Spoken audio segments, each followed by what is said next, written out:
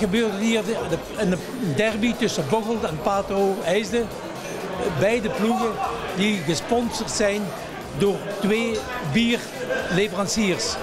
Enerzijds Bocholt en anderzijds Oppitter. Dus een bierderby. Ik hoop dat hem zo gaat eindigen, alleszins als bierderby. Het verheugt ons dat deze wedstrijd een belangstelling heeft. Het gaat hier om inzet van 3e plaats. Bocholt staat met 1 punt voor ons. En het is toch wel een belangrijke wedstrijd met het oog op het behalen van de eindronde. Die wat eigenlijk voor beide clubs in dit geval zou mogelijk kunnen zijn. Vandaag is een heel belangrijke match. Bocholt staat voor Patro, dus als ze vandaag kunnen winnen doen ze een heel goede zaak natuurlijk. Laten we hopen dat dat ook zo gebeurt. Pronostiek voor mij gaat zijn dat Patro toch gaat winnen met 3-1. Ja. Wij zetten de 3 punten op Patro vandaag.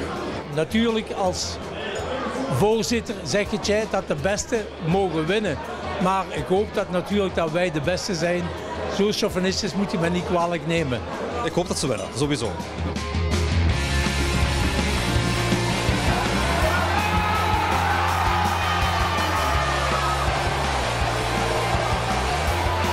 Patro is nog de enigste overlevende mijnploeg in nationale. En het is toch iets wat ons nauw aan het hart ligt, dat we daar toch nog iets moeten van maken. En een mijnploeg die wat eigenlijk haar verleden heeft in 2e klas. En we hebben toch allemaal de ambitie om die terug naar dat verleden te brengen, zijn de 2e klas.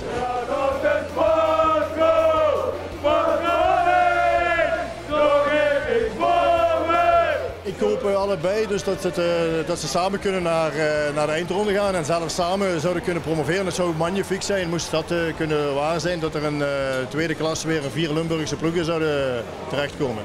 Dat zou het summum zijn, ja.